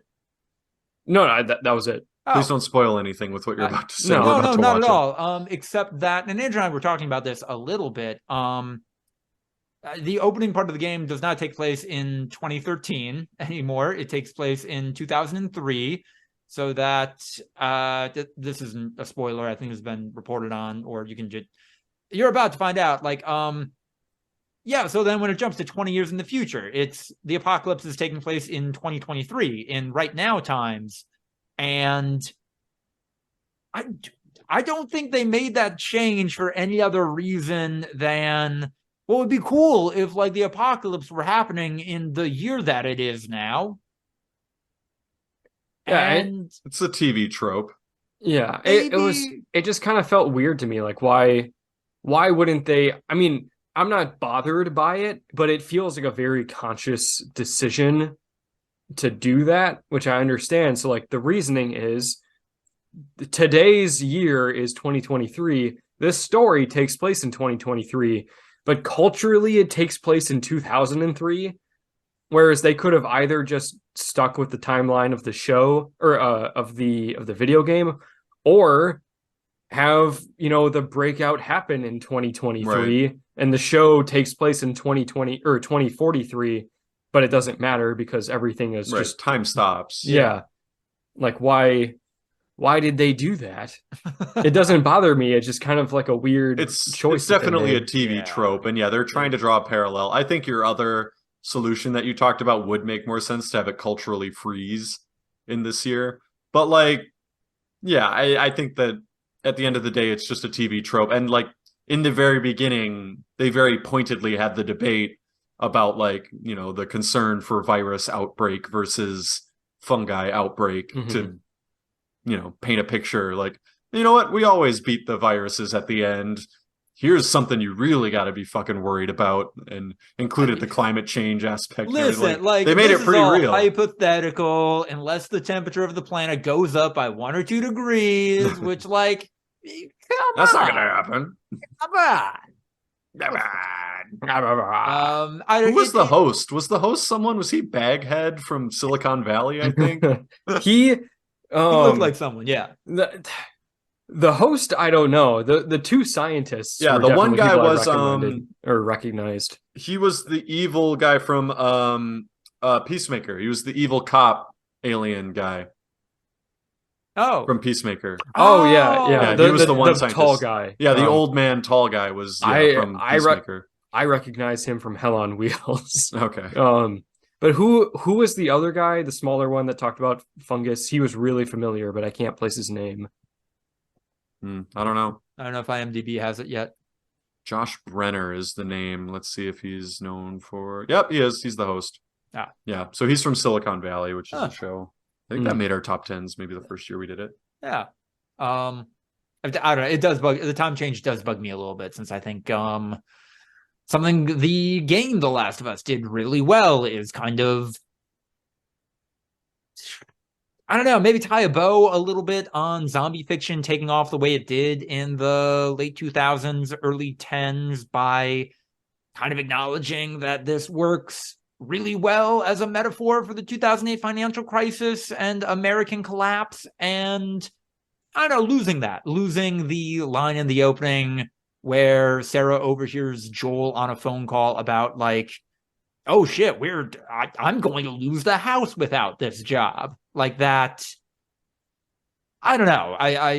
This show still has plenty of time to build upon these characters more than the first game did, but I feel like that's lost a little bit. Of course, that being said, like, performances so far fantastic. Pedro Pascal killing it. It's good. It's good prestige TV. Amazing, you've done it again. That other doctor was played by Josh Hanna, by the way, which is not a name that I recognize, but he was in the first 2 or 3 Mummy movies, which is where I recognized his face and voice from. Wait, now I gotta see if I recognized him from some weird. No, if you see his face, and like, I feel like you're gonna. How do you spell Hannah? Hannah. Oh, like Hannah. Okay. I'm not seeing that as a name. Josh Hanna? Josh Hanna. I'm not seeing that on IMDb. Are you sure? Is that his name? Yes. I'm looking at his Wikipedia page right now. Can you link it in the chat? I want to see this guy. Wait, do you mean John Hanna? Oh, it is John. You kept saying Josh, and I was like, not finding it. Okay. That's John Hanna, actor, 4 Weddings and a Funeral. The Mummy trilogy. The Mummy trilogy, of course. No, nothing so far. I don't think so. I don't think I know him from anything. Oh, he was in the video game The Mummy, Tomb of the Dragon Emperor. Wow. Oh, damn. They got John Hanna for that.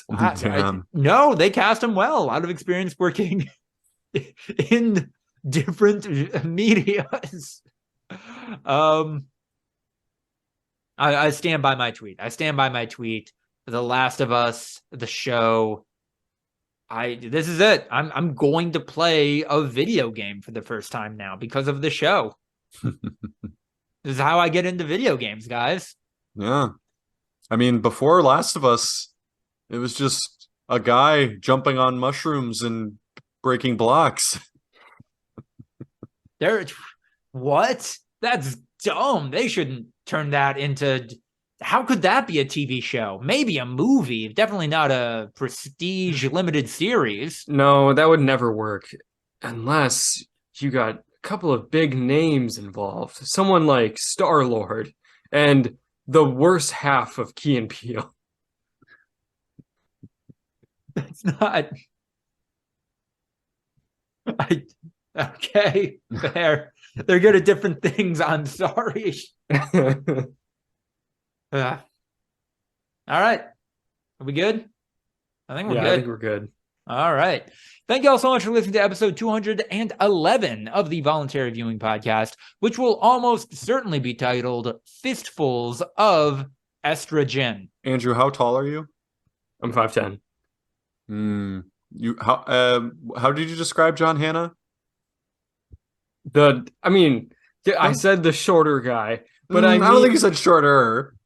I think you used a different term. I think I was definitely using it in the frame of reference of the other guy being like 6'8". Okay. I don't know if you said shorter though. I think you might have used a different term for it, but okay. Did I say small shitty guy or something? Yeah. You said just fucking manlet little piece of shit, worthless scum who would never be a real man even if he tried. Probably never find love. Yeah, I think that's what you actually said. I don't know. I was just scrolling and I saw his height and I was like, interesting. Is he like 5'11" or something? No, he's like 5'9.5", but close enough. That's so I'm taller than him. Oh, yeah, so that's the cutoff. 5'9.5" and 5'10" might as well be a foot. Like, that is huge difference. Listen, man, I'm riding that. I'm riding subjective heights being correct right now. Everyone who's about my height, perfect. That's the correct height. Everyone shorter than that, too short. Everyone taller than that, too tall. I agree with that assessment. Deal with it, America. Deal with it, world. Wait, and you mean everyone, men and women? Yes. Yeah. Yeah. Any men or women shorter, too short. Most women are short. I'm sorry.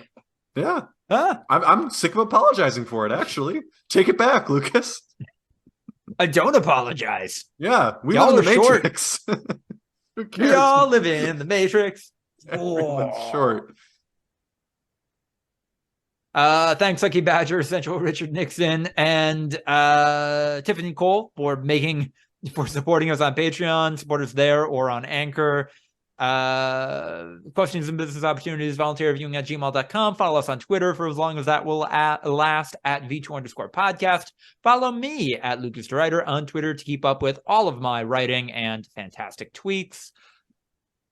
Have a great week, everyone. Hope it's good. Hope you're continuing to have a great 2023. See you in the next episode.